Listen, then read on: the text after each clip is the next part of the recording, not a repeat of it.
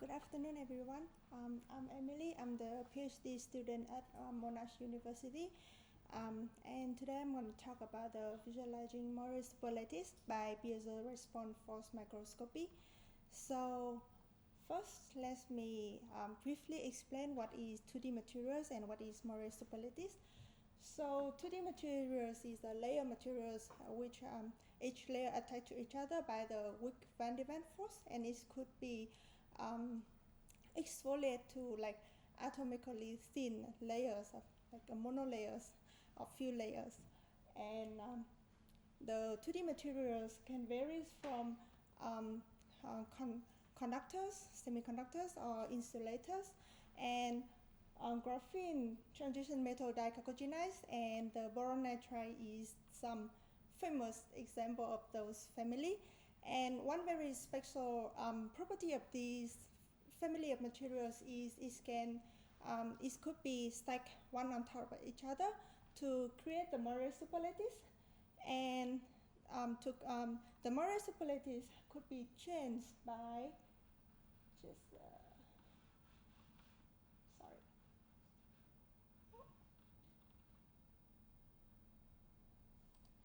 Yeah, the Morris lattice could be changed when you change the twist angle between two layers. And usually when you have like a small twist angle, the Morris wavelength could be like really large, and in here you can host many exotic physics that do not present in the host material, for example like superconductivity, flat bands, or like ferroelectricity or excitonic behaviors. So when we have the twist bilayer with a very small twist angle which is close to zero, we can have an array of triangle domains, and the size of this domain when the twist angle is small could be like a few hundreds nanometers. So it's really large, and it can be visualized experimentally by some methods, for example like the STM or the scanning tunneling microscopy or the transmission electron microscopy. However, these techniques usually require a very complex setup with either low temperatures or the high vacuums. So I'm thinking like either any more simple, easy to access, and can do in the ambient environments. So in this work, I aim to visualize this Morris lattice with a very easy to access methods. And the material I choose to work in this project is semiconductors, the transition metal dichalcogenized. And because compared to like the graphene, is have a large band gaps, and is also have the polar crystal, and based on the electronic bands of this material is very suitable for application in the low energies semiconducting. Yeah. So this is the schematic of my sample, and the optical image of my sample is actually very simple. You're stacking two monolayer of tungsten diselenide on top of each other with a very small twist angle. And I use silicon for as a substrate for the conductivity, and under my twist region I put a boron nitride for flatness. And this sample was made at Monash, and part of the measurement was performed at the Melbourne Centre for Nanofabrication, the Victorian node of ANFF, and was supported by the in-kind tech fellowship from my supervisor, Mark Edmonds. And so the techniques here is IFM, and so last year I spent most of the time in the clean room in that fancy clothes, and try to figure out how to visualize the Morris lattice. And this is actually the real sample. Actually, it's very small in the AFM. Yep. So I assume all of you here know or used to heard about the AFM. So basically, AFM is like we have a cantilever. We scan across the sample, and the photodetector here capture the chains of the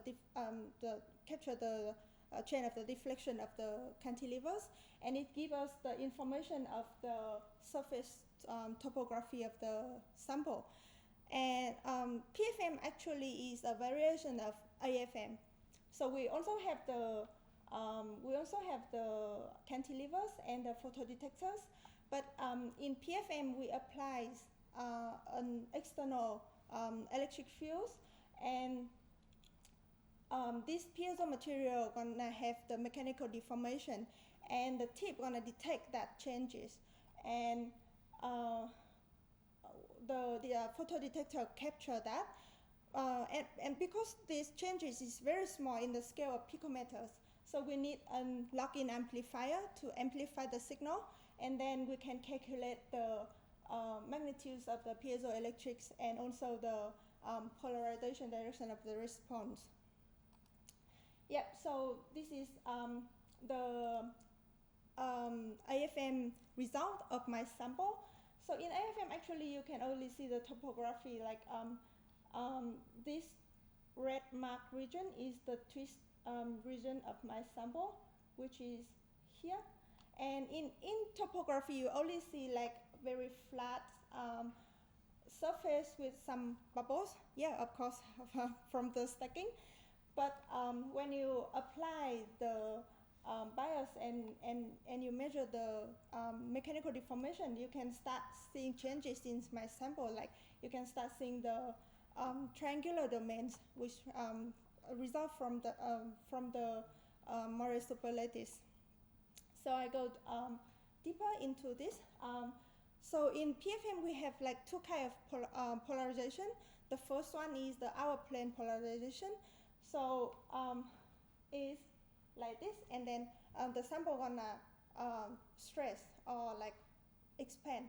And to measure it, we record the signal from the vertical size, and from here we can have the hour plane amplitudes, and we can clearly see two domains with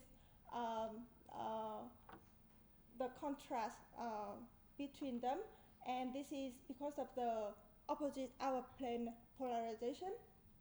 And in here I can clearly see the domain walls because we have the largest strain gradient at the domain walls, and the up and down polarization is because of the two stacking configuration in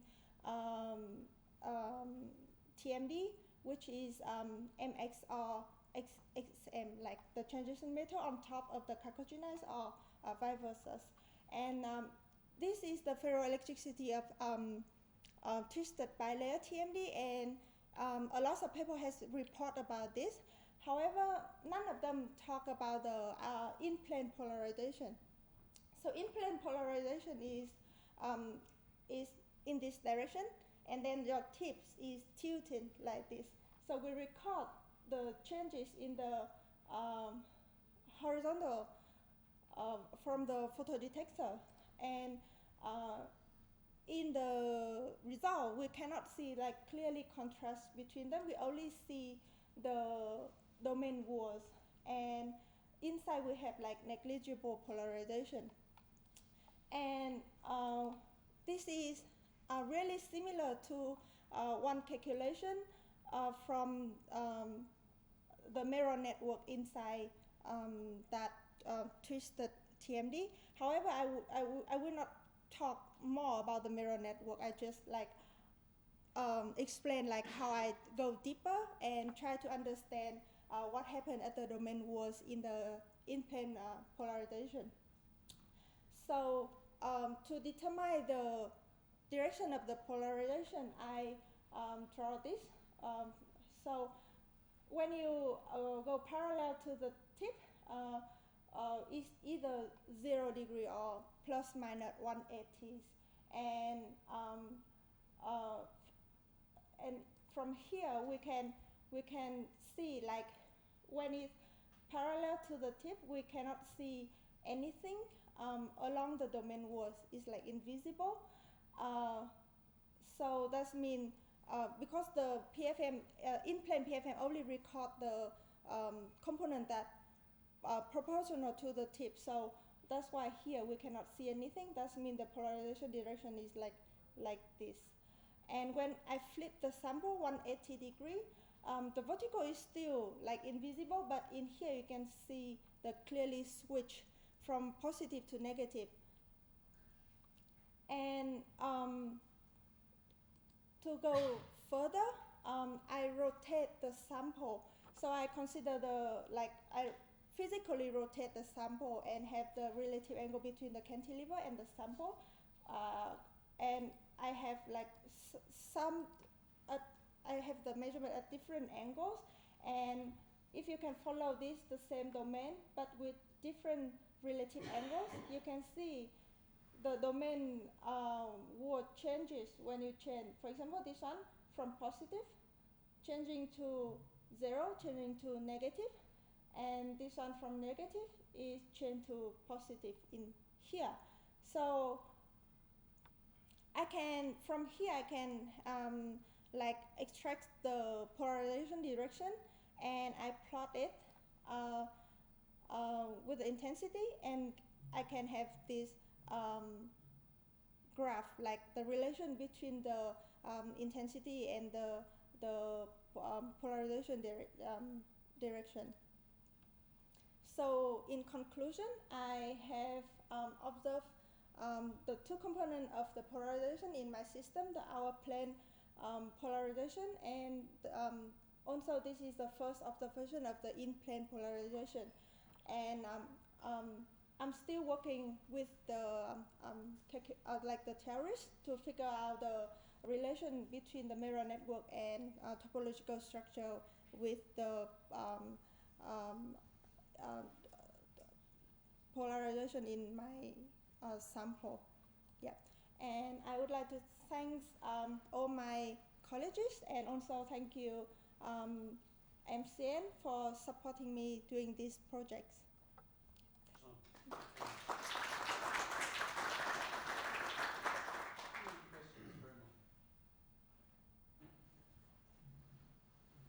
you for the very nice presentation. So, can you control the twist angle? Yes, I can control the twist angle. Yeah, sure. So I have